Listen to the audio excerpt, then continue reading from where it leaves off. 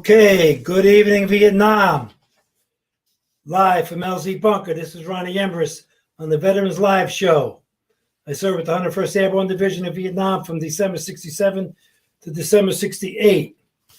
Tonight's incident is a friendly fire incident that I was involved with. Paratroopers from the 101st Airborne Division B Company, 1st to the 502nd Infantry. 13 guys, my buddies, were killed and 22 wounded from our own mortars. Sad and haunting for 50 years. We'll speak to you about that in a few moments, but first I'd like to let you know that the program is brought to you by Fallen Never Forgotten, Vietnam Memorials in the USA. It's a tribute to the men who never made it home from that war. You can visit fallenneverforgotten.com for more information or to purchase your copy. Okay, this date in the Vietnam War, March 24th. Well, we're going to do like 24, 25, 26.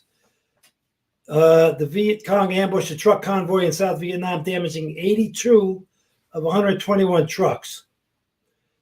Okay, on a brighter note, his number one song on March 24th, 1967 was Happy Together by the Turtles. That's quite a contrast.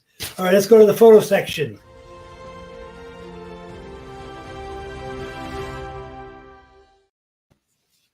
All right, what do you got here? Okay, Rashid Walker. Thang, the Battle of Swan Lock. What a battle that was, too. Thank you for that picture. A few artillery rounds there, I see. What are they, 155? Yeah, I guess they look like that, 155s. If I'm wrong, let me know. Okay, Rashad? Thank you. Next. Okay, no comment. Use your imagination. You will find the picture said a lot. What do we got here? We got looks like a 1st Cav unit. Could be 11th Cav, but probably 1st Cav. And tired veterans want to win the war and saying hello to their buds back home. Thank you, Rashid. Thank you. Rick Langley on board the hospital ship Repose on our way to Subic Bay, February 67. Yes, there is a small child. They took children on board and sometimes adults and treated them. Interesting, Rick. What happened to them afterwards, after they were treated? Maybe you could send us a comment at the end of the show. Next picture. Jerry Wilkin. Only went to this NCO club in Cu Chi 1 or 2 times. The only thing I recall about the place was there were a couple of slot machines, but somehow I still have the pen. Very good, Bobcat. Bobcat Ben NCO Club. There you go. That's very good, Jerry. All right. Maybe you get some people helping you out with that one. All right, next one. Del Campbell, our favorite Donny Dolly. She wasn't scared at all. Bless them. You're not kidding. Those donut dollies were great. The nurses and donut dollies, incredible, strong people. I'm not even going to say strong women. They were strong people because women, whatever means the best. They did great. All right, here we go with a Vietnam card. The death card. Yeah, here we go. In addition to the thousands of American dead and wounded, the Vietnam War also took a psychological toll. Soldiers lived in constant fear of an enemy they often couldn't see and responded to this terror in different ways.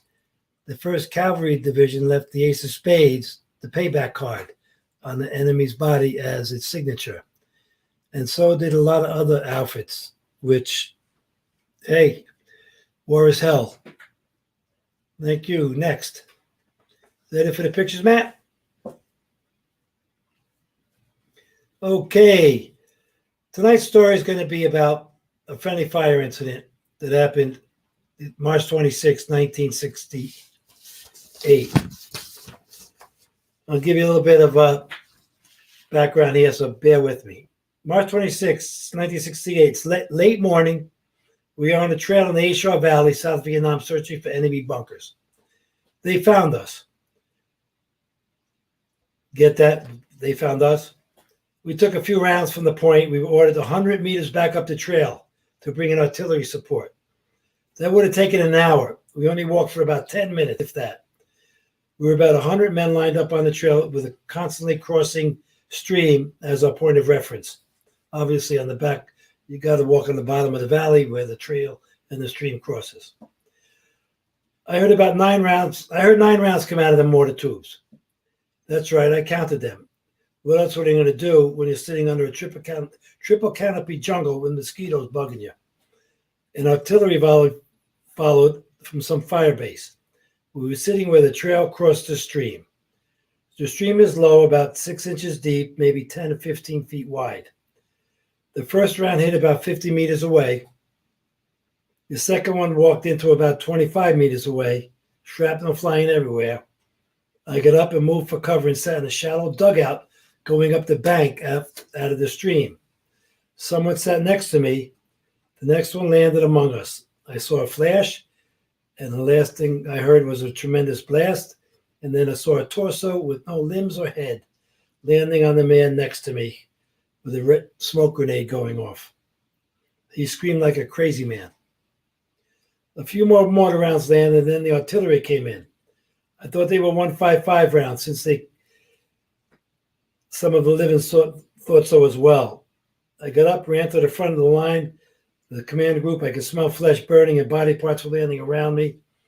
I was about to jump across the stream when I saw a small footfall splashing in front of me. I thought it was Scotty's.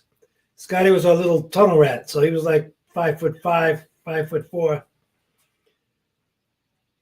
I yelled, check fire, when I got to the command group. And then I saw a few men knowing that they were dead or wounded, and everything was crazy. I went back to my unit. I saw the first sergeant said things were under control, but when I got back there, the platoon leader was dead, Lieutenant Philip Ben, his RTO Roger Link, as well as my squad leader Philip Kreck from Utah, and 4 other members of my squad: John Barnes, Glenn Hubbard, John Horton, and Hoyle Terry. And several wounded, including me. At this time, the word came down to set up a perimeter, as though the enemy was probing and sniping at us. Yeah, we were trying to take care of the wounded. The dead would take care of themselves. A little later, some choppers came in, dropped in chainsaws, and patrolled the skies with their machine guns protecting us as we cut out a landing zone in the jungle. A few hours later, we loaded the choppers with the wounded and then the dead. Some of the guys had body parts missing. One guy had part of his face missing. A few of them were okay. We loaded them up with the wounded. I was one of the last out. Ambulatory, concussion, hearing loss, and a small cut on my forehead. I was sent to the 86th Evac in Quinlan, and I found out later that the 2nd Squad of the 2nd Platoon of B Company, 1st of the 502nd Infantry, took the worst hit. Altogether, 12 dead and 22 wounded, about 1/3 of our outfit from friendly fire. I lost a lot of my dear friends, and that was a very bad, or the worst day of my life. Now we have some excerpts taken from the website. Some of these have just gotten back in touch a few years later. This happened in 2007. For some reason, I had a little PTSD situation going on, and then I was involved with the 101st Airborne Division Association, and I called my buddy Vinny Vicari, who was aide to General McAuliffe in Bastogne, who said nuts to the German surrender. I came across my old battalion's website. Long story short, I got back in touch with some of my old buds. Hobman, Shorten, Ron Long, and Keith Askins. Thank you guys for your input in this. I remember it was like yesterday, says Hosman, and very little about anything else. I was in 3rd Squad, and our leader, Dennis Williams, was hit there. I think it was his 3rd time. I kept telling him to duck. You and I discussed this before because you and I arrived at Sergeant Kreck at the same time. One guy was faceless and the other guy was sitting naturally, but he was also dead. Third squad had taken 2 new guys, and they had a direct hit plus several more wounded. I remember the body parts in trees. Shorten says, I remember all this. I was the platoon leader for 2nd Platoon D Company and was behind you guys as all this went down. My platoon had moved through all you explained to take point. It was the worst thing I have ever experienced. I remember seeing the chest you talk about. I always thought that was your platoon leader, probably Philip Ben from New Jersey. I asked about Lieutenant Dean. No response. Shorten. I would have to dig out my records and check. My Parkinson's doesn't help me to remember these things, but some things you never forget. Ron Long, 1968. Lieutenant Dean was 1st platoon leader with Delta Company on that date when the incident happened. Our own mortars. Delta Company under command of Captain Greenhouse was patrolling in the same area as Bravo Company, which we were. We were sent to help Bravo Company immediately. It was a horrible sight, but the efforts of the Bravo men clearing a landing zone for medevac choppers was nothing short of miraculous. They were felling huge trees with just their machetes and clearing triple canopy brush with their bare hands. And they would climb up the small saplings to maybe 25-foot trees, would get 1 or 2 men up high, and the tree would bend and eventually break at the bottom. Keith Askin says, where did you hear was 155s was involved? We were on the hill guarding the mortars, listening to the radios and your radios down in the valley. We listened and watched the fire mission as B Company was in contact with the NVA. We heard the frantic call to adjust fire. Our platoon sergeant was yelling it was too close to be accurate. The mortars went off, we waited, and we heard the impact. The same because the radio operator that was killed, his microphone was blocked open. So everyone throughout the brigade on the command level could hear the agony that was going on through the microphone of our RTO that was dead and broadcasting all over Vietnam. All the explosions, and then the silence, and then the screams, and then the aftermath was heard by all. This is from C. Terry, 108. I guess that's his email. Remember, this is over 20 years ago. From what I understand, my father was one of the men lost on March 26, 1968. I would love to hear anyone who might remember him. His name was Hoyle Terry Jr. He might have gone by the name of Junior. He was from Oak Ridge, Tennessee. I was 2 years old at the time. Any help in honoring my dad would be awesome. God bless you and thank you for your service, William Terry. I wrote William about his father and told him he was a great soldier, a patriot, and a wonderful man. And it's so sad to have to do those things when you get involved in this stuff. Hoyle, God bless you. Carry on. Your father was a trooper. I know of no heart of the remaining survivors of B Company who has never forgiven. However, we will always remember and memorialize. There is some bitterness, though. There are no after-action reports to this, no daily reports, and no other official documents that this ever happened. The only thing is their battalion's historical supplement that is not really official. The dates, March 26th and March 27th, are missing from that. Please pray for all involved to heal, even now, 50 years later. The Lord has a plan for us, even if we wandered for 40 years. Remember, this was written a while ago. Get back to knowing your Heavenly Father. The answer to life may not always be what you want, but if you seek Him, you will find Him, and He has the answers you need. Okay. So this was not found in the daily report. This is a printout from the battalion supplement. Thank you, Matt. Okay. Edwin Lawrence Armstrong, PFC.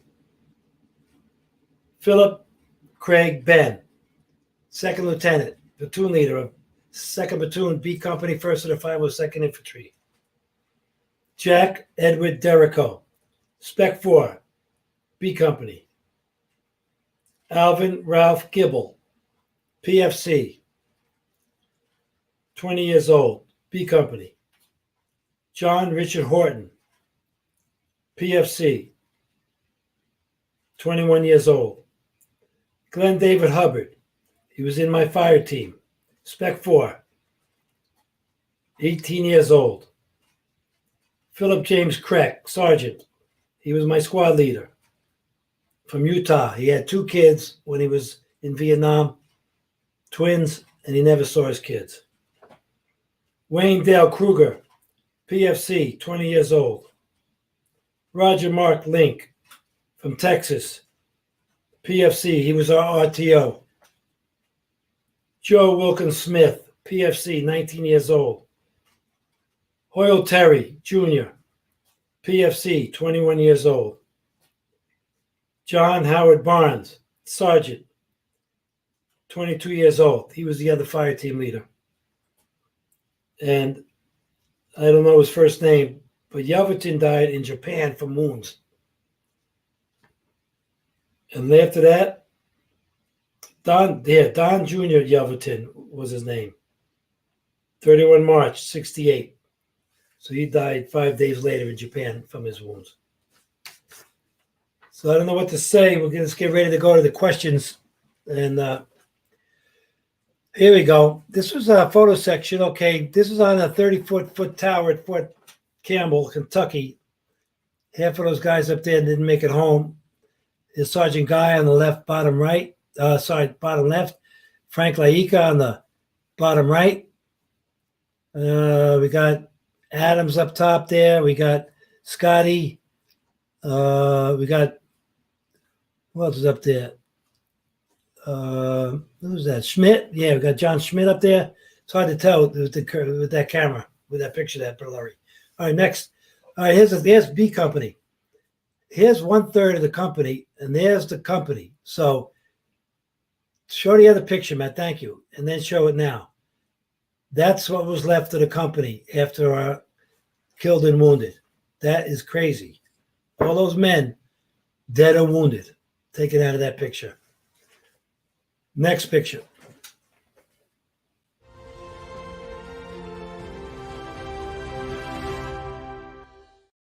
All right, let's go. Let's have him. Fire away.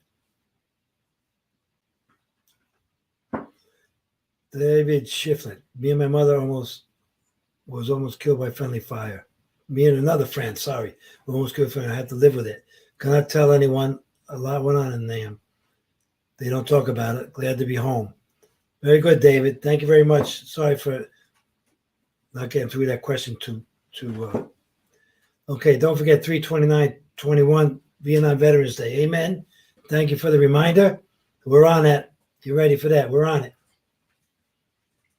Okay, Kent Morrison, sweet SKS on the wall. Thank you. Your brother has one he took out of Cosmo line in Cambodia.